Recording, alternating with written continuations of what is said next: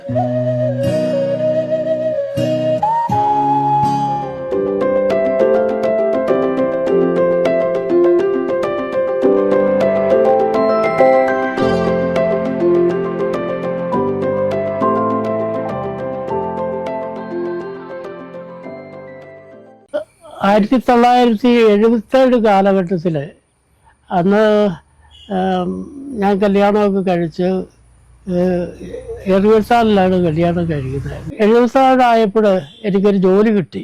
ഇത് തിരുവനന്തപുരം ശ്രീചിത്ര ആർട്ട് ഗാലറിയിൽ ഒരു ജോലി കിട്ടി. അവിടെ അറ്റൻഡറായിട്ട് ജോലി കിട്ടി. എനിക്കതിൽ നിന്ന് പിടിച്ചു നിൽക്കാൻ സാധിച്ചില്ല. അവിടെ അങ്ങനെ ഇരിക്കുന്ന അവസരത്തിലാണ് എൻ്റെ അമ്മ മരിക്കുന്നത്. അമ്മ മരിച്ചപ്പോൾ ആകപ്പാടെ ഒരു മാനസികമായിട്ട് ഒരു ബുദ്ധിമുട്ടായിരുന്നു. ആ ഇടയ്ക്കാണ് എനിക്ക് ആദ്യത്തെ എൻ്റെ കുട്ടി ജനിക്കുന്നത്.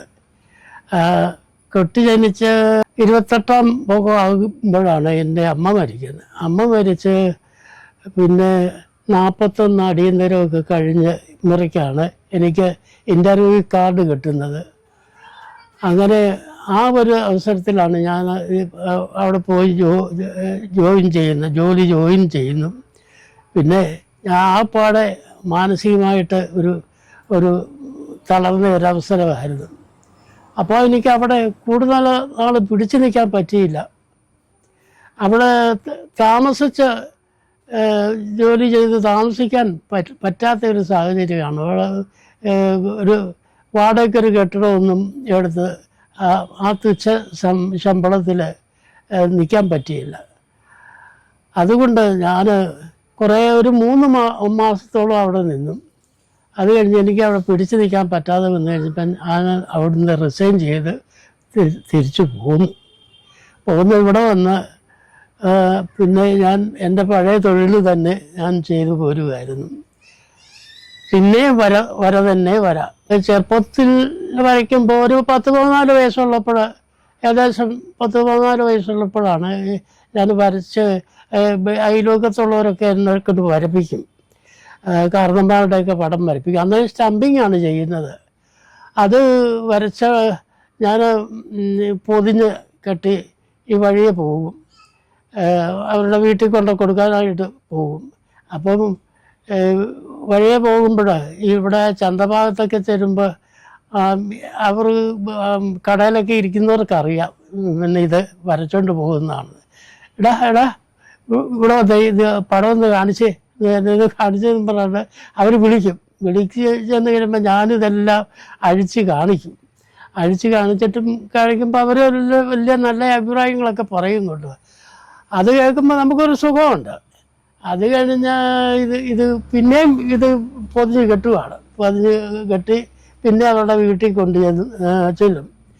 അത് വീട്ടിൽ കൊണ്ടുചെന്ന് കഴിഞ്ഞാൽ അവർ എല്ലാവരും വിശദമായിട്ടൊക്കെ നോക്കും. വീട്ടിലെ അംഗങ്ങളെല്ലാം വിളിച്ച് കാണിക്കും. ഒത്തൊന്നും ചോദിച്ചുകൊണ്ട് വിളിച്ച് കാണിക്കും. ചിലരൊക്കെ നല്ല അഭിപ്രായം പറയും. ചിലരൊക്കെ ഇവിടെ ഇച്ചിരിയൊക്കെ ഒക്കാനുണ്ട്, അവിടെ ഇച്ചിരി പോരാഴികയുണ്ട്, അങ്ങനെയൊക്കെ കുറ്റങ്ങളൊക്കെ പറയും. എന്നാലും ഞാൻ അവർ പൈസ ഒക്കെ തരും കിട്ടും. അന്നൊക്കെ വളരെ തുച്ഛമായ പൈസയേ ഉള്ളൂ. 30 രൂപയൊക്കെ കിട്ടുകയുള്ളൂ അന്നൊക്കെ. അത് കഴിഞ്ഞ് പിന്നെ 10-15 വയസ്സൊക്കെ ഉള്ളപ്പം പിന്നെ കുറച്ചുകൂടെ പൈസ കിട്ടാൻ തുടങ്ങിയിട്ടതും. അത് കഴിഞ്ഞ് പിന്നെ അന്നേരം പിന്നെ കാലം മുമ്പോട്ട് പോകാൻ തോറും അതിനനുസരിച്ചുള്ള സാമ്പത്തികം സ്വാഭാവികമായിട്ടും കൂടുതൽ കിട്ടുമല്ലോ. അങ്ങനെ ഒക്കെ കിട്ടുമായിരുന്നു. അതുകൊണ്ടാണ് ഇത്രയും കാലം ജീവിച്ചു പോകുന്നത്. അങ്ങനെ ഇരിക്കുമ്പോഴാണ് പിന്നെ ഞാൻ ഫോട്ടോഗ്രാഫി പഠിക്കുന്നു. അത് കഴിഞ്ഞ് അതും അവിടെയും പിടിച്ചു നിൽക്കാൻ പറ്റിയില്ല. അവിടുന്ന് പിന്നെയും ഈ വര തന്നെ ശരണം. അതുകൊണ്ട് പിന്നെ ഞാൻ ബോർഡും ഒക്കെ വെച്ച് മുറിയൊക്കെ വാടകയ്ക്ക് എടുത്ത് അങ്ങനെ പിന്നെയും ഈ വരയിലേക്ക് കടന്നു.